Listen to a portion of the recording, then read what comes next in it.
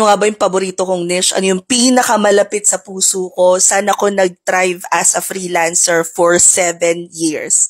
Hi, Mary here, and everyday nagpo-post ako ng bagong video, so pwede nyo sundan na some sort of roadmap kung gusto nyo na maging freelancer, virtual assistant, or gusto nyo na mag-work from home gamit ang computer at internet. For today, sagutin natin, wala na po bang real estate VA na class? Meron! Siyempre, hindi ko tatanggalin yan. Pioneer yan sa lahat ng pioneer. Ito kasi yung niche na talagang tumagal ako. Ito yung industry na nakaramdam ako ng payapa. Although challenging siya at times, meron din mga araw na wala kang gagawin, may mga araw na patay, may mga araw na Diyos ko dahil ubos na ubos yung brain cells ko, and that's what I like. Personally, if may magtatanong sa akin, ano ang pinakamadaling niche? Real estate yon.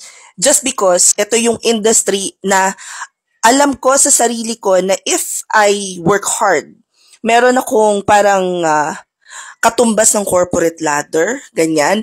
Alam kong may chance ako na ma-promote because you can start as general virtual assistant, work your way up the ladder up to inside sales associate, which is for me pinakamataas ang sahod ngayon. Pwede ka rin maging transaction coordinator kung brainy ka. And a lot of times people have been asking about ano yung niche na para sa akin mas madali ko na master. And that is real estate. Kasi remember, I worked in the BPO industry for 8 years.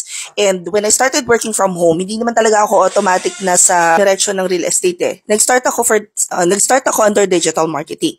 So I did social media management nung hindi pa social media management ang tawag doon. I did SEO technical writing.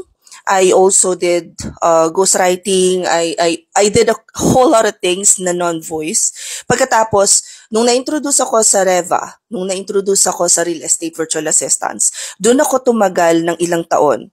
Because doon nga ako nakakita na, pwede pala na meron kang hybrid role na tinatawag, which means pwede ka mag-calls, pwedeng hindi, depende sa trip mo. And alam mo yung hindi mo man hawak ang oras because kailangan nakalogin ka sa oras na nakalogin yung client mo. But at the same time, nasa sa iyo kung uunahin mo ba yung admin work, uunahin mo ba yung pagtatawag, uunahin mo ba yung ano. Depende sa pangangailangan nila. Ito yung industry na hindi natibag ng mga pandemya. Ito yung industry na tuloy-tuloy lang. Na whether may inflation sa US or whether may problema sa economy, somebody needs to sell or buy their houses. That's pretty much it. Anyway, we do have, kasi tinatanong dito kung kailan yung next class. Titingnan ko dito yung schedule. Our next class is on November 26. That's 1 till 9 p.m. 8 hours po yung class. Level 2 to, which means walang internship pa. Wala pang internship na available. Pero, I promise you, hitik na hitik. Kasi, pinasa ko na ang corona. I used to teach this. Ngayon, hindi na ako nagtuturo sa Reva. Hindi na po kinakaya ng schedule ko. Hopefully, in the near future, I'd be able to sit down and co-mentor with AJ. Class nito is 8 hours plus nagpapadala pa siya ng homework. Hindi talaga siya naligayahan doon sa 8 hours niya. Nagpadala pa siya ng homework.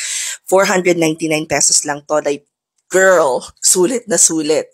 If you guys want to join, just click the link in my bio, go to open classes, and click on Real Estate Virtual Assistant. Nandiyan na yung form na kailangan yung i-fill out, sa inyo ipapadala yung bayad. After submitting that, you will receive a calendar invite. Remember that after the live session, you'd also have application book kung saan tuturuan ko kayo kung paano mag-apply. After that, you'd have the opportunity to do a mock interview with me. So, one-on-one tayo neto. Hope this helps. Comment any questions you guys have about working from home. Follow for more work from home. Bye!